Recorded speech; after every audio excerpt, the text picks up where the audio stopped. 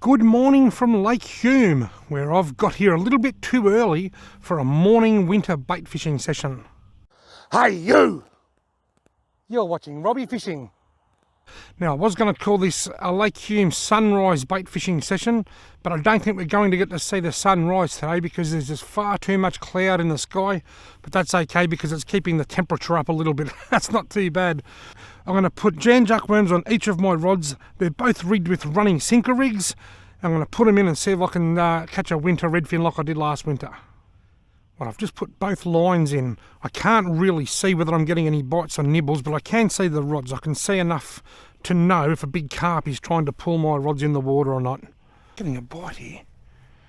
I can just make it out. There it goes. Definite bite. There it is. Missed it. Just had a nibble on the little stumpy rod. There it goes. Still playing with that end. Did I get him? No. Yes. I got him. Lake Hume redfin. First one since the summer. Didn't come up here much this summer because of the fish virus that was going through. This one might die, but not from a virus, from being hooked too deep, but we'll see. Mate, you're in trouble. I'm going to have to euthanize this one. Folks, it's tiny, but I'm on the board. I'm going to leave this one just laying on the ground beside me here, so that when the light improves, I might be able to throw it on the water to see if I can tempt a sea eagle or a whistling kite or something to come and grab it. Here we go. The long rod. Just had a nibble on the long rod. It's still there. Just had quite a decent bite, a real chunky sort of a bite on the long rod. It was just a real slow pull down and bounce back up. I've had a couple of nibbles on the short rod, so I've just gone to check the bait, but it's snagged. If I snap it, I think I'll change it to a paternoster rig. Yep, she snapped. One paternoster rig coming up. Righto, the mini rod is back in business. Now it's got a paternoster rig on it. Here we go. Got him. Yes, I've hooked up way out there. It's a big fish, so I'm guessing it's probably a carp. But I tell you what, if it's a redfin, it's a good one. So it doesn't feel like an overly big fish. It's certainly not. Oh, here we go. It's feeling a bit heavier now that it's getting a bit closer. It could be a redfin, you know. It is a redfin. And it's a better one. Look. Beauty. Look at that. It's hard to sometimes hard to tell how big a fish is by when you've got so much line out. Let's swallow that down in its gills. It's probably not quite big enough to keep, but because it's swallowed it down and right down in its gills, I think I'll have to keep it.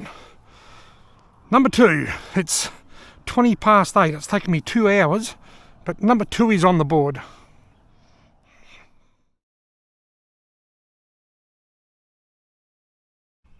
Right, now I've caught 2 redfin and they've both swallowed the hook, but that one's big enough that I'll be able to get a couple of small fillets off it. Now look how far out I'm casting. I'm way out there. When you've got so much line out, when you set the hook, it's hard to tell at first if you've actually hooked the fish. And then when you reel the fish in, it often feels bigger than what it is. And when you set the hook, you really got to pull back a long way on the rod. It looked like I was probably looked like I was going to pull that fish's head off, but I've got to take up all the stretch in the line. If I was using braided line, I wouldn't need to strike so hard. But I reckon braided line is horrible for this type of fishing. $1,500 by the end of the year anyway. Yeah, righto. There's a seagull hovering around close to me. I think it wants me little dead redfin that I've got sitting beside me. I just threw it out on the water and fed it to you while I'm talking to you. He's fixing all kinds of things. Well, I don't know, he just turned his nose up at it, he just flew off. Maybe they eat fish up but not redfin. He probably wants a potato cake. Just had a nibble on the paternoster stand. Missed him. No, got him. No, missed him. It's a snag.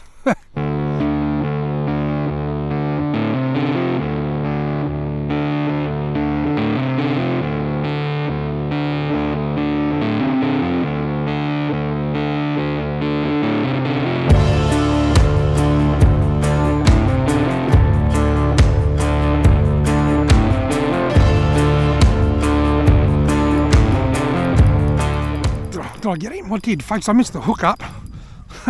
I missed the hook up, but at 9:45, I've just hooked fish number 3. It looks to be a tiny redfin. Not as small as the first one, bigger than the second one, and lip hooked. Look at that. I missed the hook up, sorry. It's been so slow, I was half asleep just listening to the radio. Well, fish number 3 gets to swim away. See you later, mate. Off you go. Well, folks, 3 redfin in 3.5 hours fishing. That's not what I would call a red hot bite. But still, it's good to see a few redfin still in Lake Hume, and I'm going to come back again later in the winter and have another go. Thank you all very much for watching.